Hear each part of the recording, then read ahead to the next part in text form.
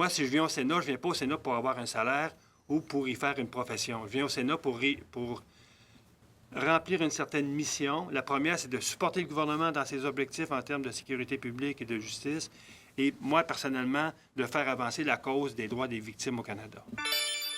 Pierre-Hugues Boisvenu est arrivé au Sénat investi d'une mission. 14 ans plus tard, à l'aube de la retraite, a-t-il le sentiment d'avoir fait avancer la cause en mémoire de sa fille assassinée? J'ai rencontré le sénateur Boisvenu dans son bureau à Ottawa. Sénateur Pierre-Hugues Boisvenu, bonjour. Merci d'être avec nous. Bienvenue dans mon bureau. Bienvenue avec les gens qui sont avec nous aujourd'hui. Ben oui, là, dans votre bureau que vous allez quitter dans quelques jours. Dans quelques jours. Qu'est-ce qui va vous manquer ici? Le Sénat, les victimes, le combat. C'était toute ma vie depuis 2002. Ouais. Qu'est-ce que vous avez l'impression d'avoir accompli pour les victimes? De leur avoir donné la voix, de leur avoir donné des visibilités, surtout de leur avoir donné de l'espoir. J'ai vécu des grandes frustrations. Quand Julie est assassinée, on a reçu comme un récidiviste qui tue un enfant dans la famille, puis tout ce que l'État vous envoie, c'est un chèque de 600 $. C'était très frustrant d'apprendre qu'on dit au criminel, vous avez le droit à un avocat, et on dit à la victime, vous gardez silence parce que la victime est disparue. On dit à la famille, vous tenez tranquille. Mais vous ne l'avez pas gagné, ça. C'est pas terminé, ce combat-là. Là. C'est mieux. C'est mieux parce que à l'époque, les familles n'étaient pas reconnues comme des victimes au Québec. Maintenant, elles le sont. Donc, entre autres, les CAVAC vont aller vers les familles. Les procureurs de la Couronne que j'ai rencontrés à multiples reprises entre 2004 et 2010 ont amélioré leur rapport avec les victimes. Le travail des policiers, le travail des médias. Moi, je me souviens, en 2002, je veux dire, c'était presque un spectacle lorsque une victime était assassinée. Il y a eu un changement de philosophie dans les médias qui fait en sorte maintenant elles respectent les familles, elles accompagnent les familles sur le plan médiatique. Et il y a eu un gros changement, gros changement. Est-ce que c'est... On a l'impression que vous défendez cette cause-là qui vous tient à cœur. Qu'est-ce que vous dites à ceux qui disent que c'est pas nécessairement le but du Sénat d'avoir des gens qui arrivent là pour une cause unique, puis que si c'était ça pour tous les sénateurs, ce serait un problème. Vous dites quoi à ça? Je dirais qu'il y a à peu près 15 des sénateurs qui ont une cause. Pensez à l'ancien sénateur Lapointe qui voulait au niveau des machines à sous. Pensez au sénateur Dallaire, les enfants de la guerre. Pensez à d'autres sénateurs, comme le sénateur Kiong, qui donnait ses revenus à l'hôpital aux Children d'Ottawa. Donc, oui, il y a eu des sénateurs qui ont eu ces causes-là, qui ont fait un grand bien. Mais le grand avantage d'être sénateur, lorsque je tentais d'entrer en communication avec un ministre, quand j'étais président de l'association, ça prenait 3-4 mois avant de lui présenter une situation là, qui devait être changée. Quand vous êtes sénateur, ça prend 24 heures. Vous voyez les ministres à tous les caucus. Donc, vous avez entre les mains un outil d'influence très, très important pour les victimes. Qu'est-ce qui reste à faire? Parce que là, vous êtes obligé de prendre votre retraite, vous arrivez à l'âge, c'est obligatoire, vous devez partir. Qu'est-ce que vous changeriez si vous pouviez rester?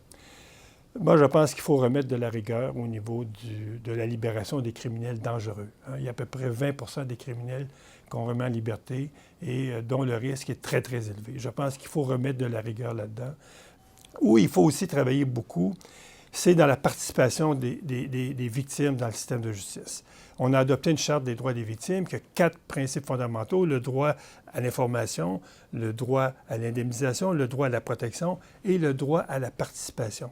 Il va falloir donner à cette charte-là une force beaucoup plus grande qu'elle est. Et c'est le gros problème. La charte qu'on a adoptée en 2015, qu'on aurait cru que le gouvernement aurait progressé avec cette charte-là, c'est plutôt le contraire qui s'est passé.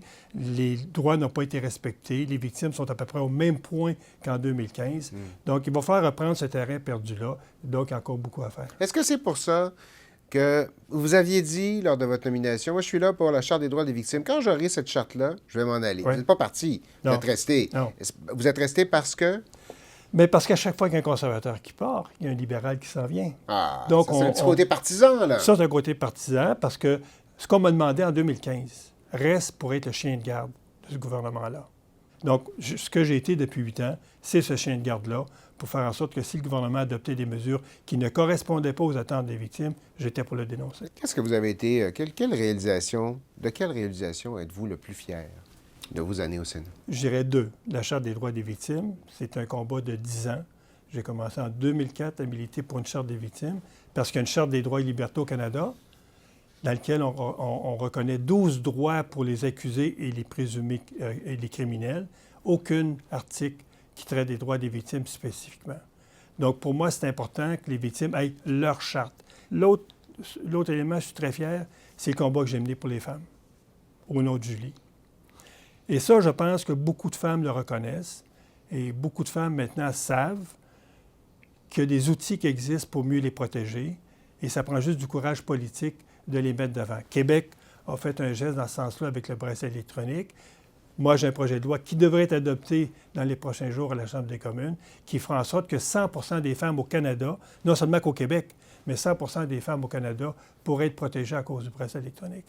Votre passage au Sénat n'a pas été sans controverse. Vous avez fait des déclarations, entre autres, concernant la corde dans la cellule d'un détenu. On vous a pris à défaut pour l'embauche de votre conjoint. Qu'est-ce que vous avez retenu de ces épisodes-là? Bien, d'abord, on apprend. Lorsqu'on s'en vient en politique, on ne s'en vient pas avec une expérience à tout casser. J'étais un libre penseur. J'avais le droit de dire ce que je voulais. Et il est arrivé à certaines occasions où j'aurais dû réfléchir avant de dire certains mots. Par rapport à ma conjointe, mais elle est toujours ma conjointe aujourd'hui. Avez-vous trouvé ça dur, ces épisodes-là? Est-ce que c'est difficile quand on est dans l'œil de cette petite crise-là, au moment où ça arrive? C'est difficile de faire de la politique en général. Quand vous êtes à l'épicerie, puis vous achetez votre grosserie comme monsieur, madame, tout le monde, puis les citoyens passent à côté de vous, puis regardent ce que vous avez acheté, c'est un peu une intrusion dans la vie privée. Quand vous vous promenez, je veux dire, sur une plage même à l'extérieur du pays, puis vous passez, puis les gens se tournent la tête, puis pss, pss, pss, pss. Mais ça vient avec la job. Ça vient avec la job, et je l'ai accepté. Et je dirais, mais c'est difficile. C'est difficile, et à la fois, c'est indispensable. Parce que si les gens ne me reconnaîtraient pas dans la rue, par rapport au combat que je mène, c'est comme si les gens ne reconnaîtraient pas le combat que je mène. Donc moi, l'effet que les gens m'interpellent, que ce soit sur une plage ou que ce soit dans un supermarché, je vais toujours m'arrêter, je vais toujours lui parler. Vous avez dit le combat n'est pas terminé. Oui. Il y en a une option. Vous pouvez le poursuivre, le combat, à l'autre chambre. Oui. Est-ce que ça vous intéresse? J'y réfléchis. Je vais avoir une rencontre bientôt avec Pierre Poilievre. J'ai deux choix à faire. C'est sûr que si vous allez comme député, et je sais c'est quoi la job, c'est de 8 h le matin à 8 h le soir.